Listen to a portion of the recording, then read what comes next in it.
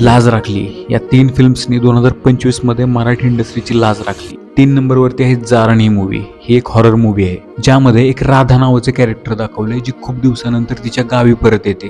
गावामध्ये त्यांचा एक जुना वाडा असतो, त्यामध्ये एक भाडेकरू बाई राहत असते आणि तिला काळी जादू येत असते. आता ही गोष्ट जेव्हा त्या वाड्यातल्या लोकांना कळते तेव्हा ते लोक हिला घराबाहेर काढतात, पण जाता जाता ती वाड्यातल्या एका मुलीवरती जारण करते. ती लहान मुलगी दुसरी तिसरी कोणी नसून राधाच असते. आता राधा परत वाड्यामध्ये आल्यानंतर तिच्यासोबत असं काय काय होतं हे जाणून घेण्यासाठी तुम्हाला एकदा ही मूवी बघावी लागेल. ही मूवी आपल्याला स्लो पॉइझन देते, म्हणजे याचा पहिला हाफ तुम्हाला एवढा इम्पॅक्टफुल वाटणार नाही, पण याचा दुसरा हाफ तुम्हाला ट्रॉमा देऊन जाईल.